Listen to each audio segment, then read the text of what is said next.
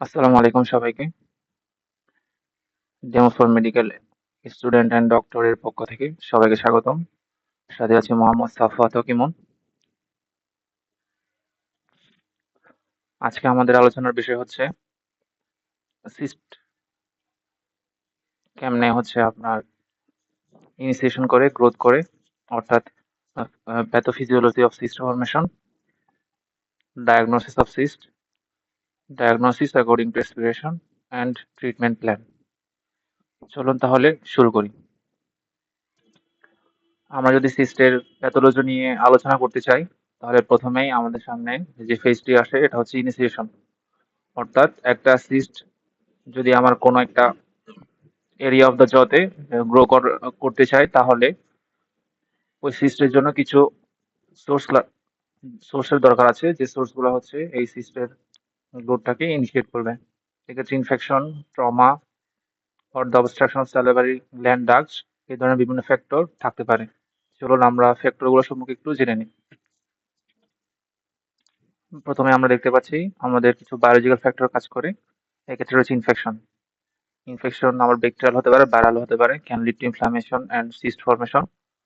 যেমন হচ্ছে আমার ডেন্টাল ক্যারিজ থেকে পরবর্তীতে পাল্প নেক্রোসিস হয়ে যখন পেরিফেরাল এরিয়াতে চলে যায়, তখন ওখানে সিস্ট ফরমেশন হওয়ার চান্স থাকে।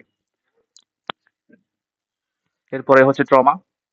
ফিজিক্যাল ইনজুরির কারণে আমার যদি টিথ এবং সাপোর্টিং যে সফট টিস্যু রয়েছে ওর মধ্যে যদি কোনো ট্রমা হয়, তখন পাল্প টিস্যু ড্যামেজ হয়ে ড্যামেজ হয়ে আমার সিস্ট ফরমেশন হতে পারে। এরপরে হচ্ছে ডেভেলপমেন্টাল অ্যানোমালি। অর্থাৎ আমাদের ডেভেলপমেন্টিং যে এজ রয়েছে, ওই এজে হচ্ছে আমার বিভিন্ন ফ্যাক্টরের কারণে সিস্ট ফরমেশন হতে পারে। এই ক্ষেত্রে থাকতে পারে ডেভেলপমেন্ট অফ আনইরাপ্টেড টিথ, যেটা থেকে আমাদের যে ডেন্টাল সিস্ট রয়েছে ওই ডেন্টাল সিস্টের ইনিশিয়েশন হয়ে থাকে। এরপরে কিছু জেনেটিক্যাল ফ্যাক্টর কাজ করে, যেমন হচ্ছে গর্লিং লস সিনড্রোম। এটা এক প্রকার জেনেটিক্যাল ডিজিজ, যেটা মাল্টিপল অটোনোজেনিক কেরাটোসিস্টের ইনিশিয়েশনের সাথে জড়িত। এরপরে কিছু এনভায়রনমেন্টাল ফ্যাক্টর কাজ করে, যেমন পোর আর হাইজিন থাকলে, এরপর আমরা যদি বিভিন্ন ধরনের ইরিটেন্টের সম্মুখীন হই, ডেন্টাল অ্যাপ্লায়েন্স হতে পারে, রাফ ফিলিংস হতে পারে, ওর আদার ফরেন অবজেক্টস। এগুলোর কারণে যদি আমাদের টুথের যে সাসেপ্টেবল এরিয়া যেখানে সিস ফর্মেশনের চান্স থাকে, ওই জায়গার মধ্যে ক্রমাগত ট্রমার কারণে আমার সিস ফর্মেশন হতে পারে। এরপর আমাদের ডায়েট, যেমন sugar containing diet, carbohydrate containing diet, এগুলো ক্যারিজ থেকে আলটিমেটলি আমার পালপ নেক্রোসিসের মাধ্যমে সিস্ট ইনিশিয়েশন করতে পারে। এরপরে রয়েছে আমাদের অ্যানাটমিক্যাল ফ্যাক্টরস, যেমন হচ্ছে ইম্প্যাক্টেড টিথ। ইম্প্যাক্টেড অর আনইরাপ্টেড টিথের কারণে আমাদের সিস্ট ফর্মেশন হতে পারে জতে। এরপরে হচ্ছে স্যালাইভারি গ্ল্যান্ড ডাক্ট অবস্ট্রাকশন। অর্থাৎ কোনো কারণে যদি আমাদের স্যালাইভারি গ্ল্যান্ডের যে ফ্লো রয়েছে, স্যালাইভা ফ্লো করে ওই পাথওয়েতে যদি কোনো ব্লকের সৃষ্টি হয়, ওখান থেকে আমাদের সিস্ট ফর্মেশনের যে ফেজগুলো রয়েছে সেগুলো শুরু হতে পারে। এরপরে কিছু সিস্টেমিক ফ্যাক্টর কাজ করে, যদি আমরা ইমিউনো কম্প্রোমাইজ থাকি আর ইমিউনো সাপ্রেসিভ ড্রাগ নিয়ে থাকি, বিভিন্ন ধরনের ট্রান্সপ্লান্টেশন আর অন্য কোনো অপারেটিভ সোর্সের, তাছাড়া অটোইমিউন ডিজিজ, ইনফ্ল্যামেটরি ডিজিজ, যেমন কনস ডিজিজ, আলসারেটিভ কলাইটিস, এ ধরনের ডিজিজের কারণে আমরা ইমিউনো সাপ্রেসিভ থেরাপি নিয়ে থাকি, ওগুলোর কারণে যা পরবর্তীতে আমাদের সিস্টের ফর্মেশনটাকে অ্যাগ্রাভেট করতে পারে। এরপর থাকতে পারে হরমোনাল চেঞ্জেস, অর্থাৎ puberty, pregnancy or menstrual cycle চলার সময় আমাদের দেহে যে হরমোনাল চেঞ্জেস ঘটে, ওটার কারণে আমাদের সিস্টের যে গ্রোথ সেটা ইনিশিয়েট করতে পারে এবং অ্যাগ্রাভেট করতে পারে। এছাড়াও আছে iatrogenic factors such as dental procedures, যেমন এক্সট্রাকশনের সময় বা রুট ক্যানাল ট্রিটমেন্টের সময় যদি আমার কোনো ফল্টি বা মিসহ্যাপসের কারণে আমাদের সাসেপ্টেবল সাইডে ইনজুর্ড হয়, ওখান থেকে সিস্টের ফর্মেশন হতে পারে। এছাড়া রয়েছে মেডিকেশন। এক্ষেত্রে আমরা যদি মেডিকেশনস এর মধ্যে আমরা যদি স্টেরয়েডের কথা বলে থাকি, স্টেরয়েড যদি আমরা লং টার্ম ইউজ করি, তাহলে ওটার কারণে আমাদের বোনের যে পোরসিটি আছে ওটা লস হতে পারে, এবং ওই উইকেন্ড বোনে যদি কোনো কারণে কোনো সুইলিং থাকে, ওটা ক্রনিক ফেসে গিয়ে সিস্ট ফর্মেশন করতে পারে। এছাড়াও কেমোথেরাপি এবং রেডিয়েশন থেরাপি যদি আমরা নিয়ে থাকি, ওটার কমপ্লিকেশন হিসেবে আমাদের সিস্ট ফর্মেশনের যে ফেজ সেটা অ্যাগ্রাভেট করতে পারে। এর পরের ফেজে আমরা দেখতে পাচ্ছি ইনফ্লামেশন অ্যান্ড ফ্লুইড অ্যাকুমুলেশন। অর্থাৎ যখনই আমার হচ্ছে ফ্যাক্টর গুলা সিস্ট ফর্মেশনের যে ইনিশিয়াল ফেজ ওটাকে অ্যাগ্রাভেট করা শুরু করে, তখন ওই জায়গায় আমরা ইনফ্ল্যামেটরি মেডিয়েটর গুলো ইনফ্লামেশনের যে প্রসেস, সেই প্রসেসটাকে হচ্ছে আরম্ভ করে, এবং আস্তে আস্তে ওই জায়গায় যে লুমেন রয়েছে সেন্ট্রাল, ওই লুমেনের মধ্যে ফ্লুইড এবং সেলুলার ডেব্রিস এসে এসে জমা হয়, এবং ওই সিস্টটা হচ্ছে একটা লোকালাইজড সোয়েলিং হিসেবে আস্তে আস্তে এক্সপানশন করে। এরপরে দেখা যাচ্ছে epithelium lining formation. The body responds to chronic inflammation by forming a lining of epithelium cells around the fluid filled area, resulting in a cyst. আস্তে আস্তে ওই যে ক্যাভিটিটা ফর্মেশন হচ্ছে, ওই ক্যাভিটির পাশে একটি এপিথেলিয়াম লাইনিং এর লেয়ার চলে আসে, এবং আহ, ওই জায়গায় একটা লোকাল সুইলিং ওই লাইনিং এর মাধ্যমে সিস্টের গ্রো হওয়াটা অ্যাগ্রাভেট হওয়া শুরু হয়। Cystic growth. The cyst continues to grow as it accumulates more fluid and cellular debris. The pressure from the growing cyst can cause bone resorption and displacement of surrounding tissues. অর্থাৎ further epithelium lining এবং fluid অ্যাকুমুলেশনের কারণে যখন osmotic প্রেশারটা আমার বেড়ে যায়, তখন আস্তে আস্তে সিস্টটা হচ্ছে এক্সপান্ড করা শুরু করে।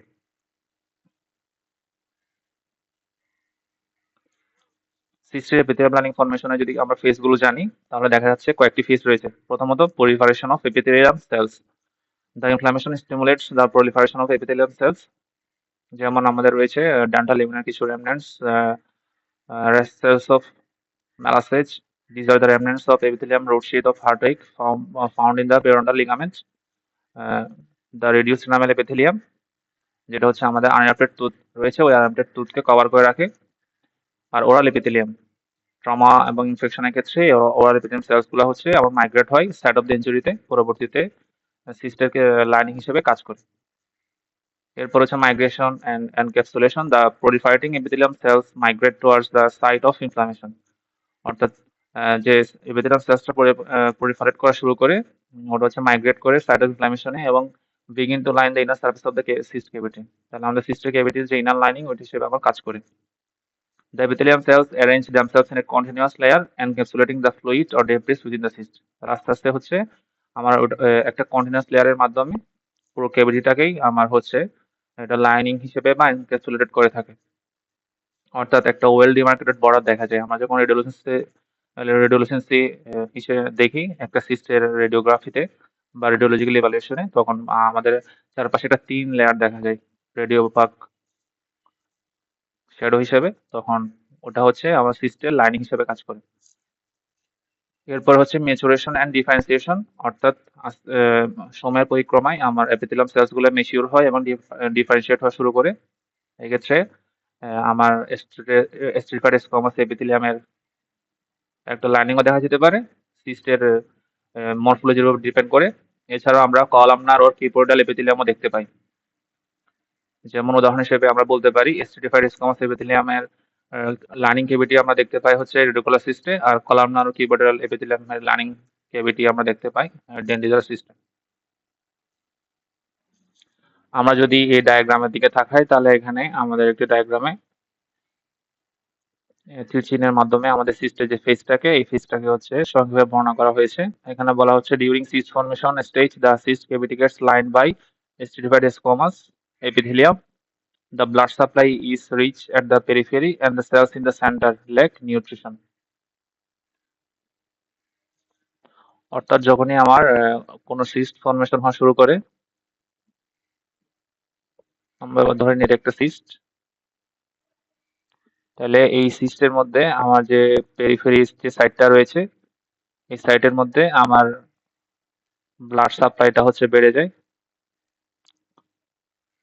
আর আমার যে সেন্ট্রাল পোর্শন রয়েছে এখানে হচ্ছে আমার নিউট্রিশন যে কন্টেন্ট থাকে ওটা হচ্ছে কমা শুরু করে। যার কারণে বলতেছে আমাদের যে সিস্টের যে লাইনিং ক্যাভিটিটা প্রথমে হচ্ছে স্ট্রেটিফাইড থাকে, বা কোনো কোনো সিস্টে হচ্ছে আমার কলামনার থাকে।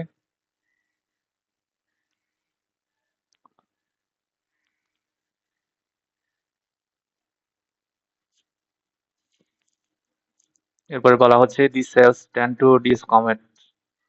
অর্থাৎ অর্থাৎ আমার যে সেল গুলা থাকে ওগুলা লেক অফ নিউট্রিশনের কারণে আমার ডিসকমেট করা হয়। অর্থাৎ সেলের যে কন্টেন্ট গুলো আছে ওগুলো আস্তে আস্তে আমার হচ্ছে ডেব্রিস হিসেবে জমা হয়।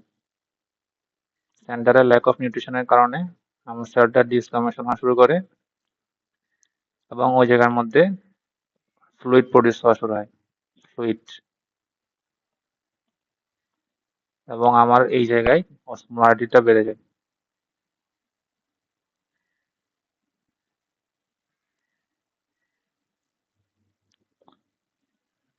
এই ইনক্রিজ অসমোলারিটির কারণে এবং ফ্লুইড কন্টেন্টটা যখন আস্তে আস্তে আরো বেশি সেল ডিসফরমেশনের কারণে সেলের ভেতরে কন্টেন্ট বৃদ্ধি পেতে থাকে, তখন আমার এই সেলটা হচ্ছে অ্যাডজাসেন্ট এরিয়াতে এক প্রকার প্রেশার ক্রিয়েট করে এবং সেলটা এক্সপানশন করা শুরু করে।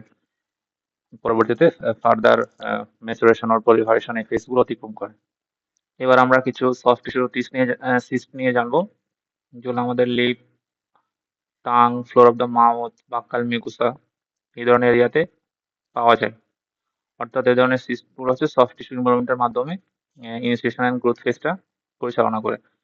এক্ষেত্রে রয়েছে আমাদের মিউকোসিল, যেটি আমাদের হচ্ছে স্যালিভারি গ্ল্যান্ড অবস্ট্রাকশনের কারণে হয়ে থাকে।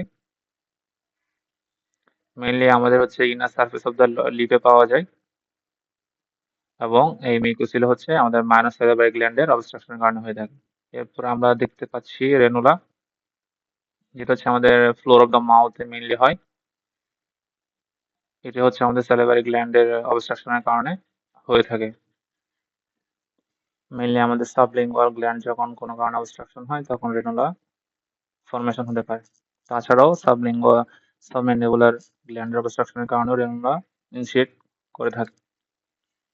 এছাড়া আমরা দেখতে পাই আমাদের ডেন্টাল অর পেরিভিকাল সিস্ট, যেটা হচ্ছে আমাদের রুট অফ দ্য টুথের সাথে সম্পর্কিত। পাশাপাশি রয়েছে আমাদের এপিডার্মাইড ও ডার্মাইড সিস্ট, যেগুলো হচ্ছে আমাদের হেয়ার ফলিকল এবং সেবাসিস গ্ল্যান্ড রয়েছে, ওই গ্ল্যান্ডের হচ্ছে যে কন্টেন্ট, ওই কন্টেন্টের ফ্লোতে অবস্ট্রাকশনের কারণে আমার নিষেধ করা শুরু করে। সাধারণত ফ্লোর অফ দ্য মাউথ আমরা দেখতে পাই। এছাড়া রয়েছে আমাদের লিম্ফো এপিথেলিয়াল সিস্ট, যেগুলো আমাদের floor of the mouth, tongue or tonsillar রিজিয়নে দেখা যায়। এক্ষেত্রে লিম্ফয়েড টিস্যু এবং এপিথেলিয়াম টিস্যুর একটা মিক্সড হিস্টোলজি আমরা দেখতে পাই। পরবর্তীতে প্রত্যেকটি সিস্ট নিয়ে আমরা বিস্তারিত জানার চেষ্টা করব। তো কমন যে সিমটমস গুলো আমরা গত ক্লাসে আলোচনা করেছিলাম, যদি আরেকটু দেখে নিই, সুয়েলিং অর লাম্প হতে পারে, ডিসকমফোর্ট অর পেইন হতে পারে যখন সিস্টটা লার্জ ও ইনফেক্টেড হওয়া শুরু করে, যার কারণে আমাদের যে ফাংশনাল হ্যাবিটস গুলো রয়েছে, স্পিকিং, ইটিং ও সোয়েলিং এর সমস্যা হয়। এবং পরবর্তীতে আমার যে ফ্লুইড কন্টেন্ট অসমোটিক প্রেসারের কারণে সিস্ট যখন এক্সপানশন করা শুরু করে তখন ট্রান্সলুসেন্ট অর ব্লুইশ অ্যাপিয়ারেন্স আমরা দেখতে পাই। এবার যদি আমরা সিস্টের ট্রিটমেন্ট প্রসেস নিয়ে জানতে চাই, প্রথমত আমাদের সিস্টের দুই ধরনের ট্রিটমেন্ট হয়ে থাকে। একটা ট্রিটমেন্ট হচ্ছে ইনুক্লিয়েশন অ্যান্ড দ্য প্রাইমারি ক্লোজার, আরেকটি ট্রিটমেন্ট হচ্ছে আমাদের মার্সুপিয়ালাইজেশন। আমরা যদি একটু জানার চেষ্টা করি, আমাদের ইনুক্লিয়েশন প্রসেসটা হচ্ছে the usual method of treatment and is usually entirely effective. এক্ষেত্রে প্রথমে আমরা একটা মিউকোপেরিস্টাল ফ্ল্যাপ করি সিস্টের উপরে যখন সিস্টটা রেস্ট হয়, এবং একটা উইন্ডো ওপেন করা হয় in the bone large enough to give adequate access. অর্থাৎ আমরা যদি অ্যাক্সেস পাই জন্য আমরা একটা উইন্ডো ওপেন করি। Then the soft tissue of the cyst wall is separated from the bony wall. তাহলে আমাদের সিস্টের যে সফট টিস্যু ওয়াল রয়েছে ওটা আমরা বনি ওয়াল থেকে সেপারেট করি। এক্ষেত্রে আমরা ব্লান্ট ইনস্ট্রুমেন্টের সহায়তা নিতে পারি যদি আমাদের সিস্টের ওয়ালটা ঠিক থাকে এবং আমরা স্কোপ আউট করে ফেলি easily. In the thinner wall, cyst more care is needed. The entire cyst is removed intact and should be sent for histological examination. অর্থাৎ আমরা যখন ইনুক্লিয়েশন করব তখন আমাদের পুরো সিস্টটাকে কেভিটি লাইনিং সহ হচ্ছে স্কোপ আউট করে ফেলতে হবে, যাতে করে কোনো ধরনের ড্যামেজ থেকে না যায়। থেকে গেলে আমাদের রিলাপস হওয়ার চান্স থাকে। যদি কোনো কারণে আমাদের ওখানে ভাইটাল টুথ থাকে, ভাইটাল টুথ অ্যাসোসিয়েটেড, তাহলে পরবর্তীতে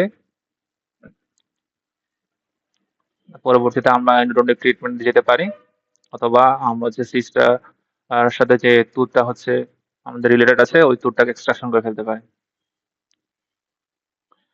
এছাড়া বলা হচ্ছে the edges of bony cavity আর smooth off, free bleeding is controlled and the cavity is irrigated to remove the debris. অর্থাৎ আমাদের ওই জায়গার মধ্যে হচ্ছে আমাদের যে ব্লিডিং হবে ওই ব্লিডিংটাকে কন্ট্রোল করতে হবে এবং ভালো মতো ইরিগেশন ও ডিপ্লয়মেন্ট করতে হবে। এরপর আমরা মিউকোপেরিস্টাল ফ্ল্যাপটাকে আবার হচ্ছে আগের জায়গায় সুসারিং করে হচ্ছে রিপ্লেস করে দিব। এবং ক্যাভিটিটা তখন পরবর্তীতে ব্লাড এবং বিভিন্ন ধরনের অর্গানিজম দিয়ে হচ্ছে আমার ফিল হয়ে থাকবে স্টেরাইল কন্ডিশনে, এবং স্টোরটাকে আমরা কমপক্ষে 10 দিন রেখে দিব। এবার আমরা যদি নিউক্লিয়েশনের কিছু অ্যাডভান্টেজ এবং ডিসঅ্যাডভান্টেজ সম্পর্কে আলোচনা করি। অ্যাডভান্টেজ হচ্ছে cavity usually heals without complications, little after care is necessary. অর্থাৎ আমাদের কমপ্লিকেশনস তেমন একটা দেখা যায় না এবং আমাদের আফটার কেয়ারও তেমন একটা দরকার পড়ে না। The complete learning is available for histological examination.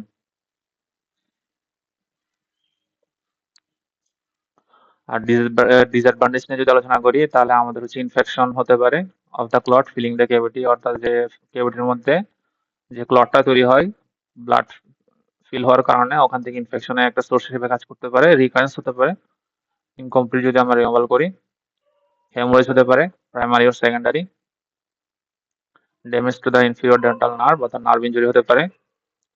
কখনো কখনো যদি আমাদের মেক্সিলারি কোনো রিজিয়নে সিস্ট থাকে তাহলে আমাদের সাইনাসের যে এন্ট্রাম আছে ওই এন্ট্রামটা ওপেন হতে পারে। আর আমরা যদি হচ্ছে ফল্টের স্টেশনের মাধ্যমে হচ্ছে সিস্টটাকে নিউক্লিয়েট করি তাহলে হচ্ছে আমাদের জ ফ্র্যাকচার হওয়ার চান্স থাকে।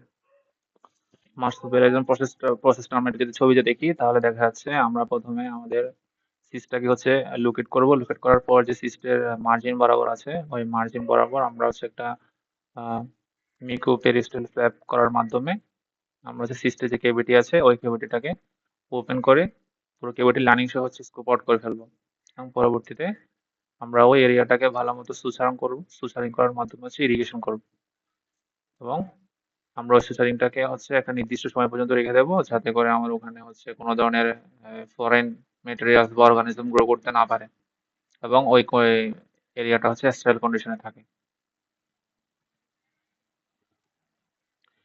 এবার আমরা যদি মার্সুপিয়ালাইজেশন প্রসেস সম্পর্কে জানতে চাই, এই ক্ষেত্রে the cyst is opened essentially as for enucleation but the lining is left in place and sutured to the oral mucous membrane at the margins of the opening to produce a wide communication into the mouth। অর্থাৎ এই ক্ষেত্রে বলা হচ্ছে আমার সিস্টটাকে হচ্ছে আহ, পুরোপুরি scoop out করা হয় না, লার্নিংটা হচ্ছে রেখে দেওয়া হয় এবং এটিকে হচ্ছে ওরাল মিউকাস মেমব্রেনের সাথে সুচারিং করে দেওয়া হয়ে থাকে যাতে করে একটা কমিউনিকেশন বিল্ড আপ হয়।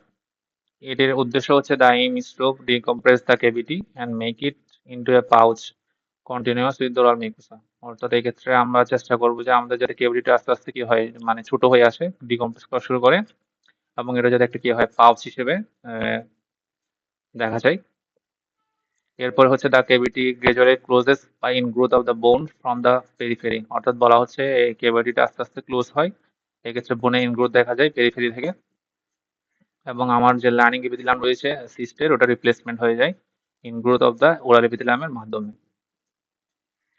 তাহলে আমরা কখন হচ্ছে অ্যাপ্লিকেশনস করব মার্সুপিয়ালাইজেশন প্রসেসটা is for temporary recuperation of exceptionally large cyst. অর্থাৎ আমাদের সিস্ট যদি অনেক বেশি বড় হয় যেখানে higher fracture of the jaw is a risk, অর্থাৎ জ রিস্ক ফ্র্যাকচার হওয়ার একটা চান্স থাকে। এরপরে বলতেছে যখন আমার দ্য সিস্ট হ্যাজ শ্রাঙ্ক, অর্থাৎ সিস্ট যখন ছোট হয়ে যাবে এবং এনাফ নিউ বোন ফর্মেশন হবে তখন আমরা the remaining lining can be enucleated. পরবর্তীতে আমরা যে লাইনিংটা আছে ওটা আমরা কি করে ফেলতে পারি, ইনুক্লিয়েশন করে ফেলতে পারি। আমরা যদি সিস্টের অ্যাডভান্টেজ এবং ডিসঅ্যাডভান্টেজ একটু দেখতে চাই তাহলে প্রথমত হচ্ছে আমার অ্যাডভান্টেজ, আমাদের অ্যাডভান্টেজে আমরা দেখতে পাই শ্রিঙ্কেজ বিফোর নিউক্লিয়েশন, অর্থাৎ নিউক্লিয়েশনের আগে আমার শ্রিঙ্কেজ দেখা যায়। Allow preservation of the teeth, অর্থাৎ যে টিথ রয়েছে এটা প্রিজার্ভেশন করার একটা চান্স থাকে। Reduce the operative risk of inferior dental nerve, অর্থাৎ এই ক্ষেত্রে হচ্ছে যেহেতু সিস্টটাকে একেবারেই আমরা রিমুভ করছি না, একটা উইন্ডো করার মাধ্যমে ওরা ওকের সাথে কমিউনিকেশন করে দিচ্ছি, তাহলে আমাদের ইনফিরিয়র ডেন্টাল নার্ভটা ইনজুরি হওয়ার চান্স কম থাকে। আর reduce the risk of mandibular fracture, অর্থাৎ আমাদের জয়ের ফ্র্যাকচার হওয়ার চান্স কম থাকে। Enucleation may not be possible in a compromised patient, অর্থাৎ যে সকল কম্প্রোমাইজ পেশেন্ট হচ্ছে নিউক্লিয়েশন করা সম্ভব হয় না এক্ষেত্রে আমরা মাস্টার প্রসেসটা করতে পারি। পসিবল ডিসঅ্যাডভান্টেজ, তাহলে আমার হচ্ছে শ্রিঙ্কেজটা অনেক বেশি slow, over weeks or months লাগতে পারে। এবার ক্লোজ ফলো আপ রিকোয়ার্ড, অর্থাৎ যেহেতু আমরা হচ্ছে পুরো কেভিটির লাইনটাকে হচ্ছে আমরা অপসারণ করি নাই, আমাদের হচ্ছে রেগুলার ফলো আপ দেওয়া লাগে পেশেন্টদের। Patient must keep the cavity clean, যেহেতু আমাদের হচ্ছে একটা ওপেনিং থাকে তাহলে ওই জায়গাটা অবশ্যই আমাদের ভালো মতো পরিষ্কার রাখতে হয় যাতে করে কোনো ধরনের ডেব্রিজ বা অর্গানিজম গ্রো করতে না পারে। No complete lining for histological examination, অর্থাৎ আমরা যখন হিস্টোলজিক্যাল এক্সামিনেশন করি, ইনক্লুশনের মাধ্যমে আমরা পুরো কেভিটিটাকেই সিস্টের কেভিটিটাকে হচ্ছে আমরা হিস্টোলজিক্যাল এক্সামিনেশনের জন্য পাঠাতে পারি। কিন্তু মাস্টারবেশনের ক্ষেত্রে যেহেতু আমরা পার্ট অফ দ্য সিস্ট হচ্ছে কেভিটিতে রেখে দিই, তা এই জন্য আমরা পুরা লার্নিংটাকে হিস্টোলজিক্যাল এক্সামিনেশনের জন্য পাঠাতে পারি না। এবার আমরা চিত্রের মাধ্যমে দুইটি প্রসেসে একটু বুঝে নেওয়ার চেষ্টা করি। দেখা যাচ্ছে আমাদের মাস্টারবাইজেশন যে প্রসেসটা রয়েছে, ওই প্রসেসটার জন্য আমরা প্রথমত কি করলাম, আমরা হচ্ছে যে জায়গাটা রয়েছে ওই জায়গাটাকে সিলেক্ট করলাম। সিলেক্ট করার পরে হচ্ছে একটা মেকওভার ফ্ল্যাপ দিলাম। ফ্ল্যাপ দেওয়ার পরে আমরা লাইনিং বরাবর হচ্ছে কেবিটা ওপেন করলাম। ওপেন করার পর আমরা সিস্টারকে ওরাল এপিথেলিয়ামের সাথে একটা উইন্ডো তৈরি করার মাধ্যমে হচ্ছে সুচারিং করে দিলাম। পরবর্তীতে সিস্টার যখন আমার শ্রিঙ্কেজ হয়ে যাবে, তখন আমরা যে ক্যাভিটিটা রয়ে গেছে সিস্টের বাকি লাইনিং সহ আমরা পুরো সিস্টটাকে হচ্ছে ইনুক্লিয়েশন করে ফেলবো। আর আমরা যদি আমাদের নিউক্লিয়েশন প্রসেস সম্পর্কে জানতে চাই, তাহলে দেখা যাচ্ছে সিস্টের পেরিফেরাল রিজিয়নে একটা distinct line well demarcated border সহ সিস্ট দেখা যাচ্ছে। আমরা ইনস্ট্রুমেন্টেশনের মাধ্যমে যেমন পেরিস্টাল এলিভেটর হতে পারে বা আরো বিভিন্ন ধরনের ইনস্ট্রুমেন্ট আমরা ইউজ করতে পারি। সিস্টের যে হচ্ছে পেরিফেরি, ওই পেরিফেরিতে আমরা হচ্ছে ওই ইনস্ট্রুমেন্টটা ইউজ করবো। ইউজ করার মাধ্যমে আমরা পুরো কেভিটিকে লাইনিং সহ স্কোপ আউট করে নেব। স্কোপ আউট করার সময় আমাদের খেয়াল রাখতে হবে যাতে কোনো ধরনের আশেপাশে ডেব্রিস আর কোনো ধরনের ড্যামেজ যাতে থেকে না যায়। এরপর আমরা হচ্ছে ওই কেভিটিটাকে